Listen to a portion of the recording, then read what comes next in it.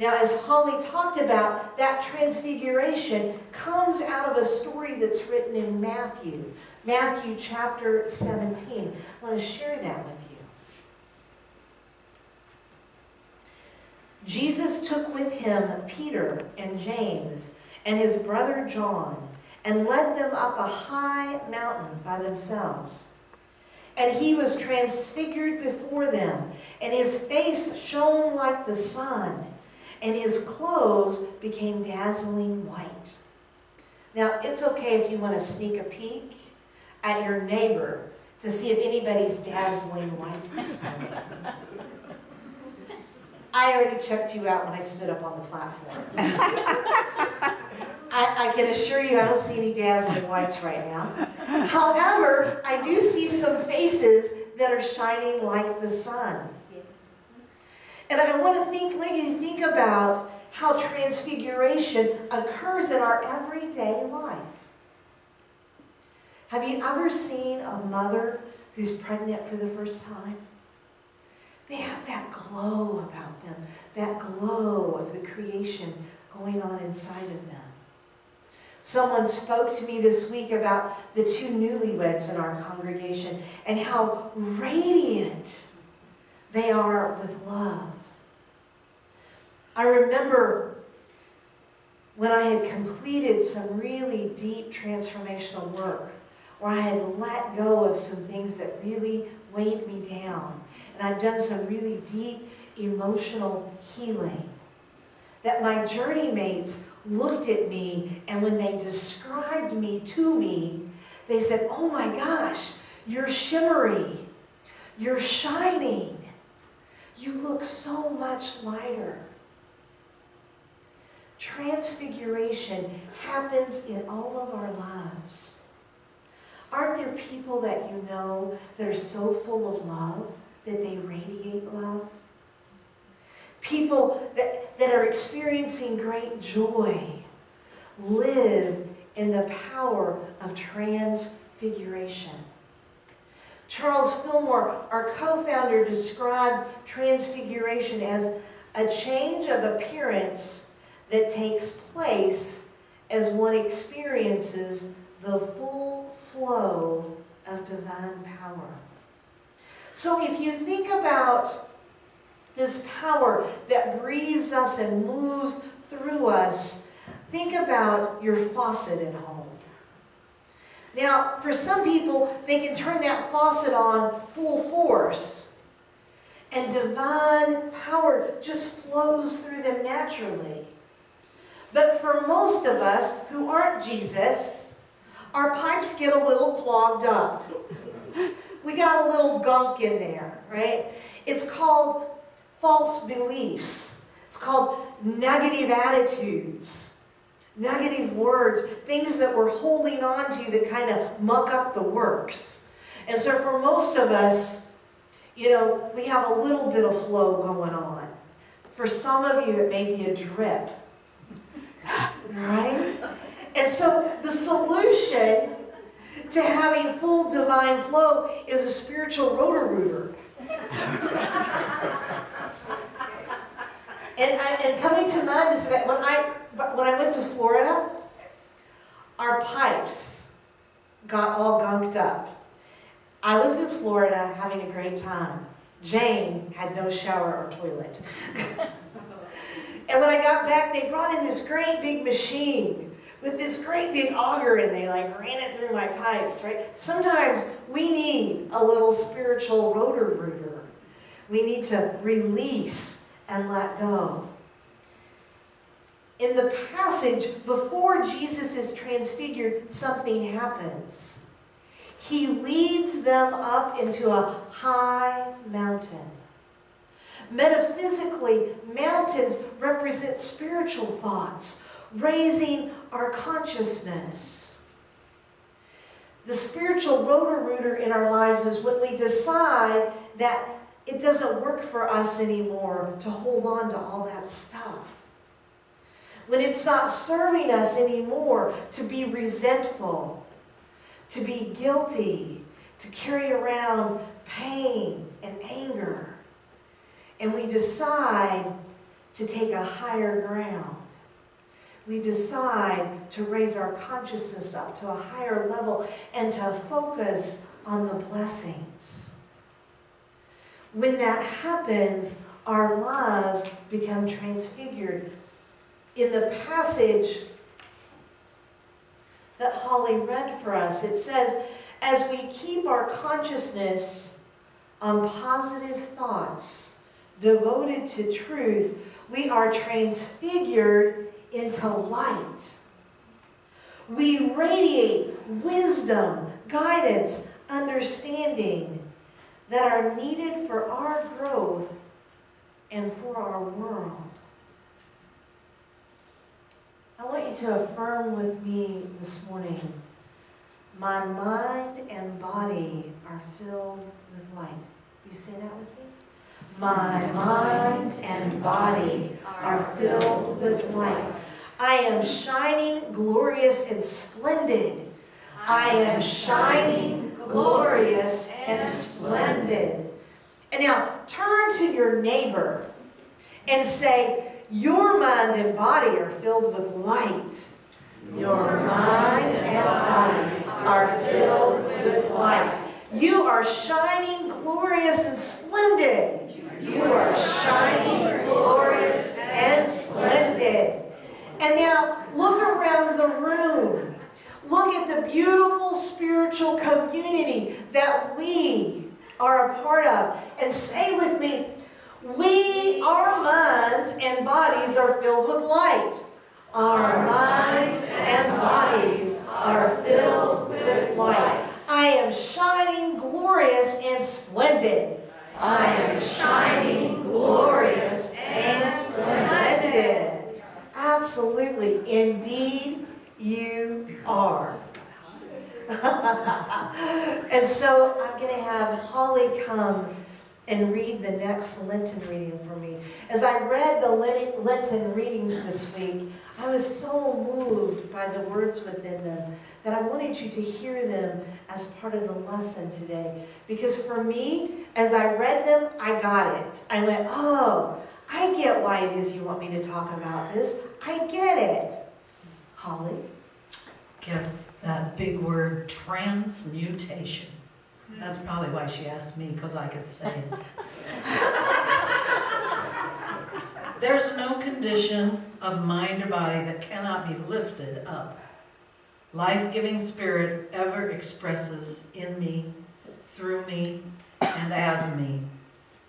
Ancient alchemists believed the process of transmutation could change those base metals into gold. Did you ever read a story about some of those? Charles Fillmore wrote in The Revealing Word that transmutation is a lifting up of mind and body from the material aspect to the spiritual character. In Luke 24, this is symbolized by Jesus' appearance after the resurrection, when he appeared to his disciples who opened their minds to the scripture. They opened their minds to higher truth and saw what they had not seen before. We can do the same thing by viewing our lives and challenges from a higher perspective. We can appreciate how hard past things that happened to us were really triggering breakthroughs, and how tough endings fostered new beginnings. And sometimes how the worst thing that happened to us became the best thing that ever happened to us. When we rise in consciousness, everything looks different. When we realize the key to transmutation is within us, we see that any condition of the mind, the body, or spirit can be lifted up and transmuted into something greater. Thank you, Holly. So Merriam-Webster's dictionary defines transmute as to change or alter in form, appearance, or nature, and especially to a higher form. And it comes from that story about Jesus turning the water into wine. So he's at a big wedding, they're having this great celebration, and all of a sudden they run out of wine. People weren't too happy about that. You can imagine it's no fun to run out of wine. People are complaining. Didn't they count enough heads? Did people make reservations? And so Jesus turns the water into wine. Now the beauty of that story isn't that if you're hanging out with Jesus, you get all the wine to drink that you want. The beauty of that story is that wine, metaphysically, represents life force. So wine is that life, is what animates us. It's what causes us to step fully into life and to live it. It's that beauty that we experience, that energy that we experience. You know how sometimes when you face a challenge, it's hard to get out of bed? How when things aren't going right, you feel exhausted? Transmutation occurs when we can take that higher perspective and we can see those circumstances in a different light. Transmutation is about understanding that everything that has occurred in your life up to this moment has made you the diamond that you are. We need circumstances to rub off our rough edges. It is the circumstances in our life that build our stamina, that build our strength, that create something new in us. When we can look at the challenges in our life and see them as portals to the next greatest version of ourselves, we are creating transmutation. I used to hear in recovery all the time that every time a door slams shut, a window will open. And I have accepted that as a truth. That through every loss, there is an opening in me that creates space for something new, different, and beautiful to come into my life. That's the power of transmutation. When we're able to see the truth beyond the human experience. Transmutation is also very personal. You know, as we learn to change our perspective, as we learn to change the nature of circumstances through our thinking, we too are also changed. Charles Fillmore believed that transmutation was about us changing our character to be more of our spiritual nature. That transmutation is what occurs when our spiritual beliefs align with our words, aligns with our actions. Don't you know people in your life who not only talk the talk, but walk the walk? People in your life that by their very nature, they walk into the room and you sigh. That they exude such peace and such love that you can't help but relax, but soften. And they're that way almost all the time.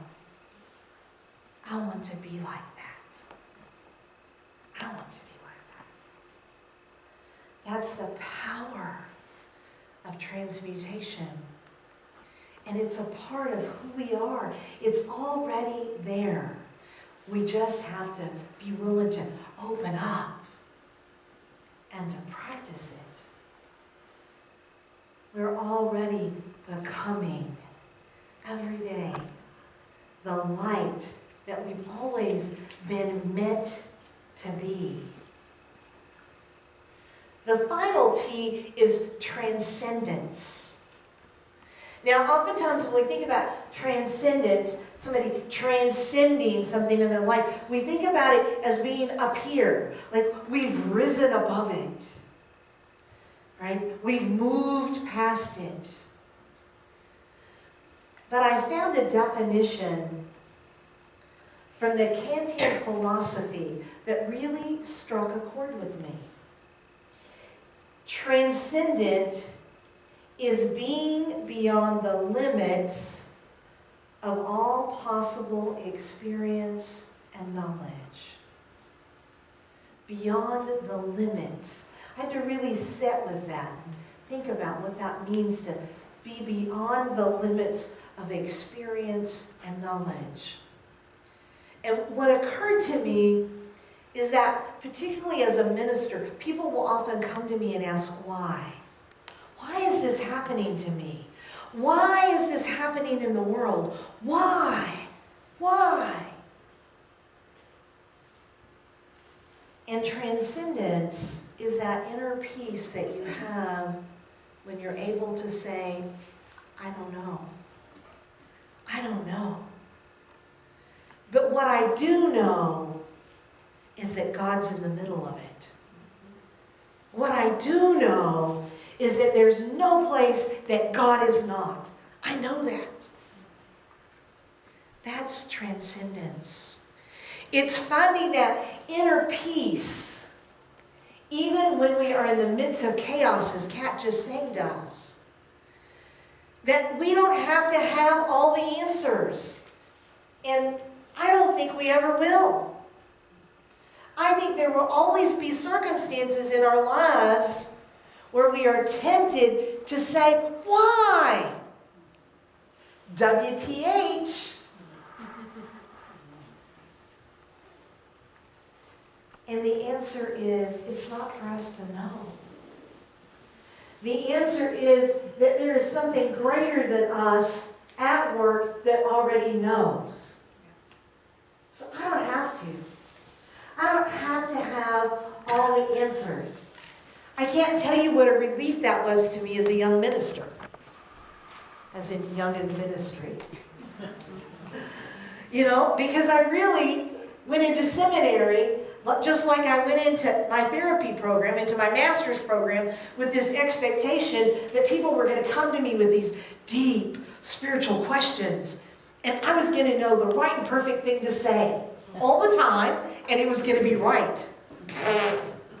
That didn't last long. 2 or 3 weeks, maybe.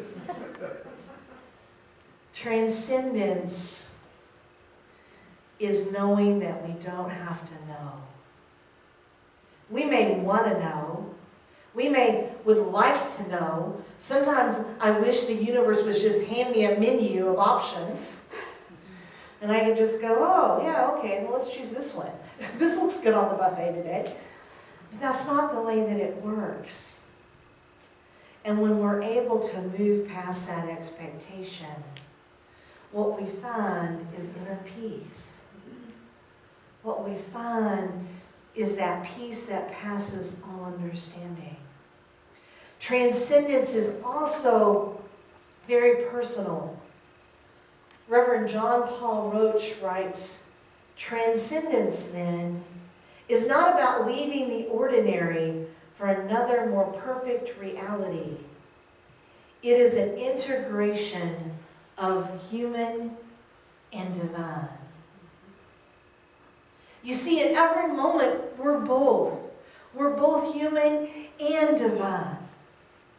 Sometimes my humanness far overshadows my divinity, depending on what you caught me in. And yet my divinity embraces my humanness. Understanding that we do not always show up as our transfigured, transmuted self. And that in our humanness, sometimes we need a God with skin on. We need someone to give us guidance. We need someone to help us find that higher perspective. And yet we can know like we know that we know, that in the midst of all of it, we are the light of God. That the light of God is who we were born to be. And that being real is embracing both our humanness and our divinity, and allowing our light to shine no matter what. So how does it feel to be real? This is what the Velveteen Rabbit says. He gave one leap, and the joy of using those hind legs was so great that he went springing about the turf on them, jumping sideways and whirling around as others did. He was a real rabbit at last. Jesus became real.